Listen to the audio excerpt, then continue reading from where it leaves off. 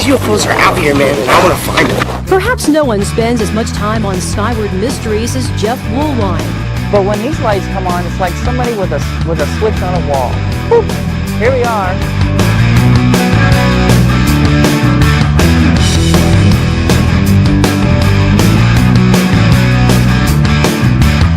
Woolwine's tours are free too, and you're free to believe or not.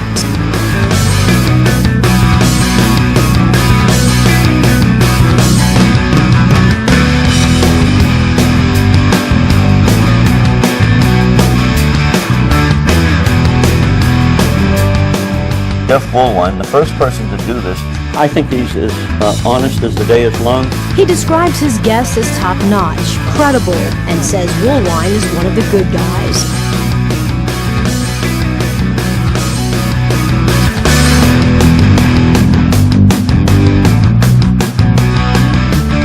Whether you believe in UFOs or not, there is something here. And they were here a long time ago. And their sightings is recorded on the mountain. Hello, welcome back to another Petroglyphs in the Sky. How is everybody doing today? Excuse me, took a couple weeks break. Went out there to do the Vulture City Paracon out there in Wickenburg, Arizona. That was great. We did a sky watch out there. We did see a light. Now, zoomed across the sky, didn't disappear. Technically, it was a UFO, unidentified flying object. We have no idea what it was, but yes, we did see something out there. It was a great turnout. Did a ghost hunt out there. Did our sky watch. There was about 20 people that attended. It was great at $25 a pop. It was pretty good, man. We had some pretty good times there. How's everybody doing? I'm Jeff Woolwine. I'm your host of Petroglyphs in the Sky, the Phoenix Lights. The only place where we get down to the bottom on what the Phoenix Lights truly is. Not from hearsay, but proven facts. Glad you guys are with us today. We have a great show. We're going to talk about a little bit about petroglyphs and also some of these this rock art that's floating around the internet that's, you know, highly questionable. And we're going to talk about that. And there's this fantastic UAP creature that was found, I believe, in Brazil. So we're going to show that tonight. So yeah, thank you guys for joining in. And let's get down to some of the announcements. Make sure you check out my other YouTube channel, Haunted Encounter Adventures.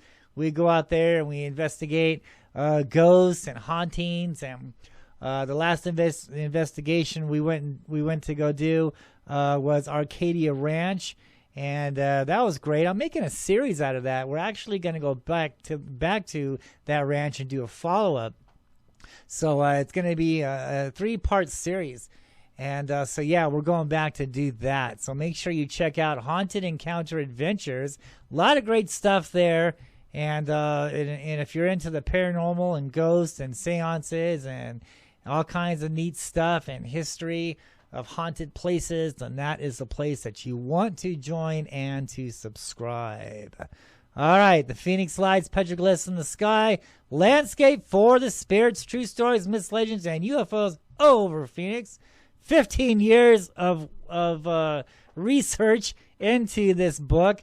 Not only, you know, watching South Mountain in Phoenix, Arizona, seeing the Phoenix Lights firsthand, not just, you know, back in the day, but continuously, those lights are always hanging around South Mountain. In this book, I explain on why they're hanging around that mountain, and in some of my other past shows, I talk about how the fault line energy is attracting these beings to this mountain and has been for thousands of years, probably since the beginning of time. So yeah, landscapes of the spirits, true stories, myths, legends, and UFOs over Phoenix, Volume 1. Not just hearsay, but proven facts. There's a lot of UFO books out there that can't prove anything. This book goes into what the Phoenix Lights is. The lost history of Phoenix, Arizona, talks about the first park ranger, Charles Holberg, who knew about these tombs. Yes, I said tombs, located in the heart of Phoenix, Arizona, on that holy mountain, now known as South Mountain, formerly known as Mount Sepoa, Mountain of Mercy. Yes, that's right. That mountain is a holy mountain, and is continued to this day. because of these supernatural beings, these phoenix lights, these creatures coming and going from that mountain. Am I saying flying saucers? Am I saying technology? No, absolutely not. Watching these things on a regular basis for many, many, many, many years. You know, I was brought up with these things. I've been seeing these things ever since I was a kid. So that's what made me go on a hunt, on a quest, on a journey to find out exactly what is going on. And when I did, I uncovered the lost history of Phoenix, Arizona. I discovered the tombs out there on the mountains of Phoenix. And the first park ranger, Charles Holbrook, that talks about what happened to what happens to the Hohokam people, where these people went. They were here for 1,000 years and then simply vanished off the face of the earth with no trace on where they went. But yet these petroglyphs on the mountains here in the Valley of the Sun is a written testimony of what happened to these people here in Phoenix, Arizona. The first people who saw and recorded the Phoenix lights by carving their UFO videos, or not videos, but UFO photographs on the mountains around Phoenix, Arizona. Those mountains around that valley is, in my opinion, they're scrolls, they're prehistoric photographs, they're a written testimony of the daily lives of the Hohokam people and what happened to them and what they saw in the sky and interacted with. So yeah, the Phoenix Lights, Petroglyphs in the Sky, Landscape for the Spirits. Go off and get your copy today on eBay, Barnes & Noble, ebooks, things like that. So yeah, it's a great read. Takes the reader back into time, tells the reader exactly how to understand these petroglyphs, the park ranger, how South Mountain was formed, why these creatures, these UFOs, these UAPs, these living entities are coming and going from that mountain. Oh man, it's got it all in there. So yeah, photographs of petroglyphs, talks about light and shadow, all of it's in there. Glad you guys are here with us. Let's talk about some of these questionable rock art. I'm not sure. Let's see. What's this one? Okay, yeah.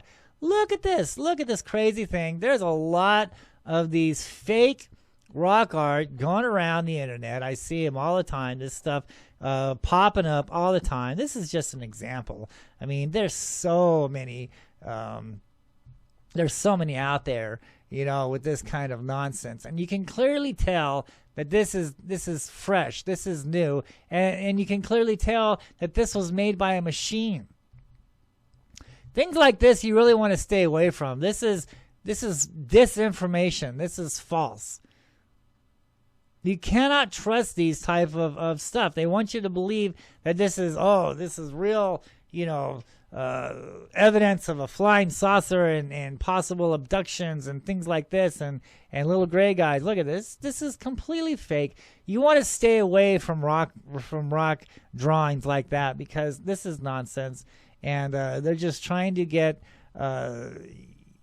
you know, especially if they're selling some kind of books or lectures and things like that. And, oh, yeah, by the way, I don't make any money from my books. I don't make any money from my lectures. I don't make any money at this. All this stuff, I told the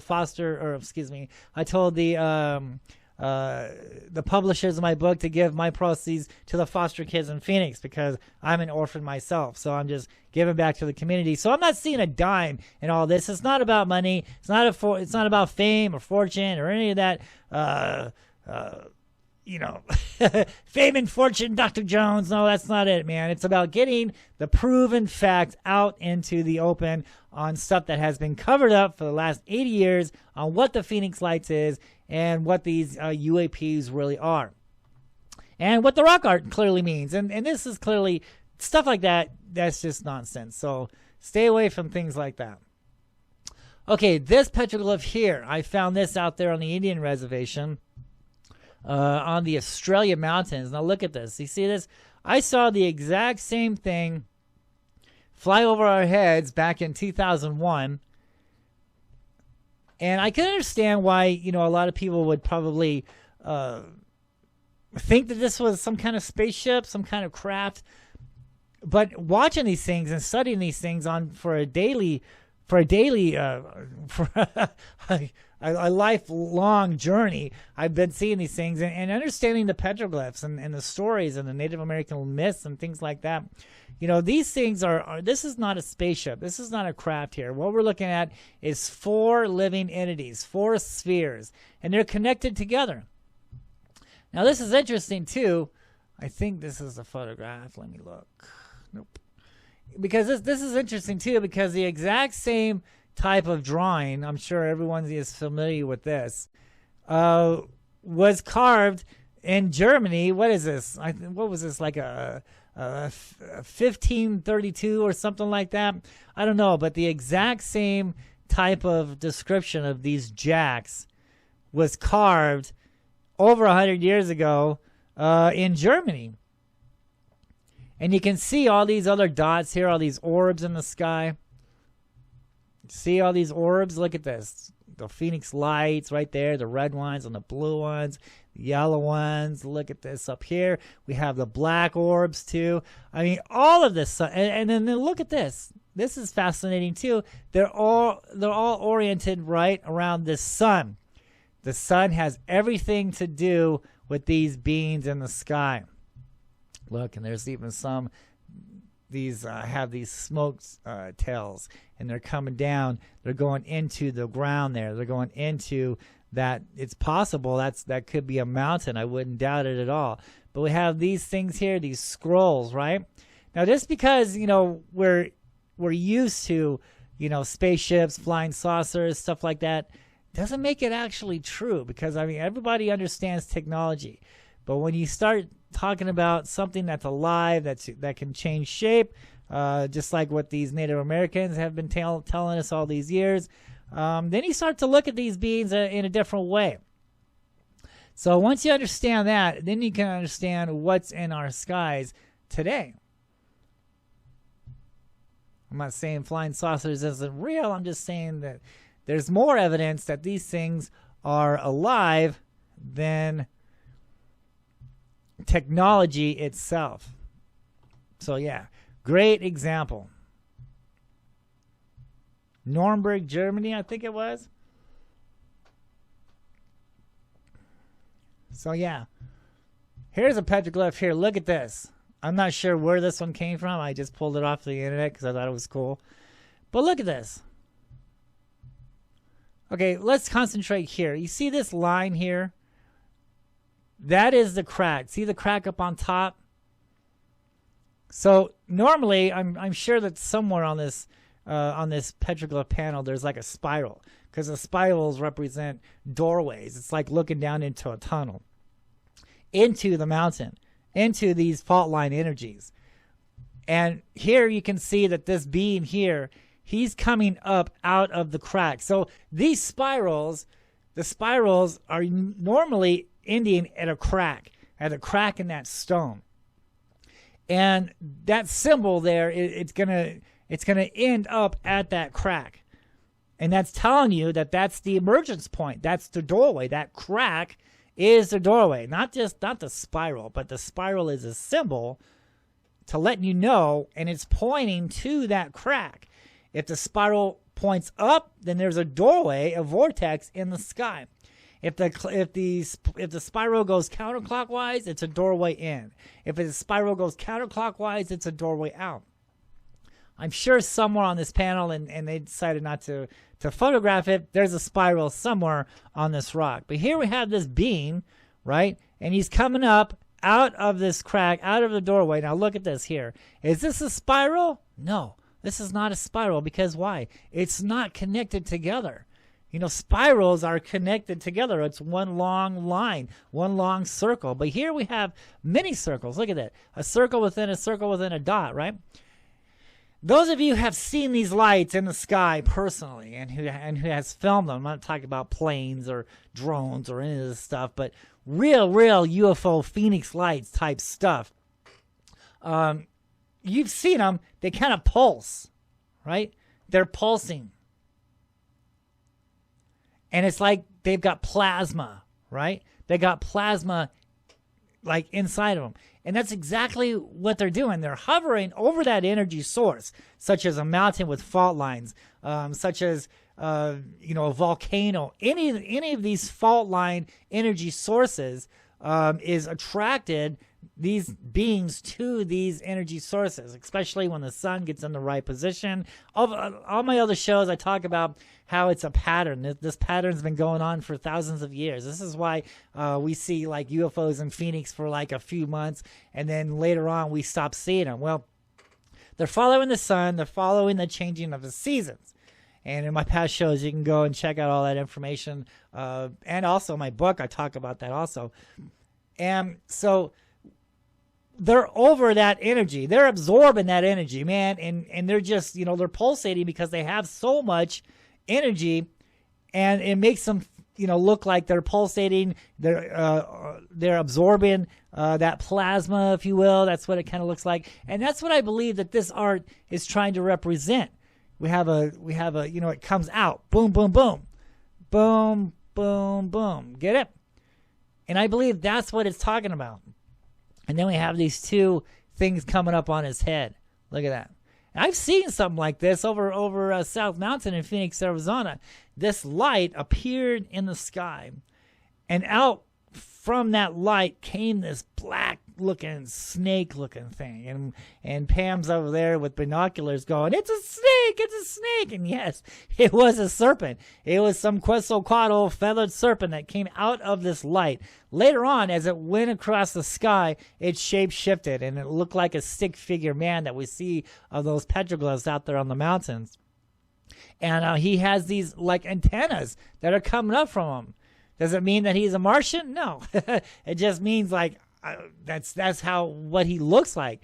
And he's morphing. He's changing. First he was a serpent. Now he's a man. And he's got these tentacles on his head. So yeah, that's a great, great photograph. And I'm not sure where that came from, but I thought I would put it into today's show. All right, let's get down to this video. This is crazy stuff. Look at this here. Let's play this. This was filmed, I keep forgetting, but not here in the United States. So please forgive me. But look at this thing, man. Look how it's shape-shifting. Look at that. Look how it's moving. That's how you can tell that these are not balloons. Look at that. Look, look, look. Let's stop it. Let's stop it. Dude. Look at this thing. Let's examine this thing for a minute here. Let's take a look at this creature. Look at this. See? This is what we're dealing with. This is the stuff that we can prove. Flying saucers and little gray men from another world, that's all fine and dandy. But let's talk about stuff that we can prove that is here. Not by hearsay, but actual, video evidence, not CGI stuff of spaceships and little gray guys from Mars and keeping gray men in their closets, right? No, look at this stuff. Look at this crazy thing here and examine it. Watch how it moves. Look how it's shape-shifting. That's what, ooh, look at that. Boom. Stop. Look at that. Is that crazy or what? These Native Americans for thousands of years have always been telling us, at least hundreds of years anyway, that these things are shape-shifters, right? Spirits of the earth and sky, right? They've been telling us about these things all these years. And they've been carving. Look at that. Look at that thing, man. They've been carving their UFO stories. Ooh, look at that. Is that crazy or what? That is just insane. That is insane. Ooh, look at that thing. Look at that. You can clearly tell. And see, look at the black dot. See, I always talk about these petroglyphs. All right, those of you who've been watching, all these years, these petroglyphs, they have the black dot in the middle and then the circle. That's exactly what I'm talking about here. The black dot and the circle. That's how they draw it on the mountains. That's some crazy stuff, ladies and gentlemen. Look at this. Absolutely. This is the kind of things that we want to be looking out for. And because, a lot of these people, they do see these things in the sky, they automatically dismiss them as, balloons or weather balloons and things like that. But you really have to study them or really have to watch what they're doing to decipher on whether these are really balloons or if this is something that you really haven't seen before, and it just boggles your mind, right? Because when I started seeing these things up close, I was just like in an awe. I'm like, what the hell did I just see, right? These creatures, these beings. And look at that. That's such a crazy picture. Boop. Let's stop that thing. Let's go back just a minute. Man, that is such a crazy, look at that. That is just insanely crazy. Look at that, dude. Come on now. These are the type of UAPs that we are looking for. Unidentified aerial phenomenon. But I think the viewers that have been watching my shows all these years, we pretty much got to the bottom of what these things, possibly are, and what the evidence suggests that these things are. But yeah, this is crazy, crazy stuff. Love it. Just love it. Send me your UFO videos, and send me all your petroglyphs and UFO stories and information. I'd love to hear from you, and check out your guys' UFO sightings. And yeah, so that's just great. Any questions? Hey, what's up, Michael? Glad you guys are here. Hello, Kent. Hello, Christian. What's up, Steven? Hello, Josh. Hello, Michael. Hello, Heather. Glad to see you guys are all here. Check out this creature. Do you have any questions? Let me know before we go off the air. This is some crazy stuff. Absolutely wonderful. I think we'll end the show off with this. Okay. You guys have a good one, man.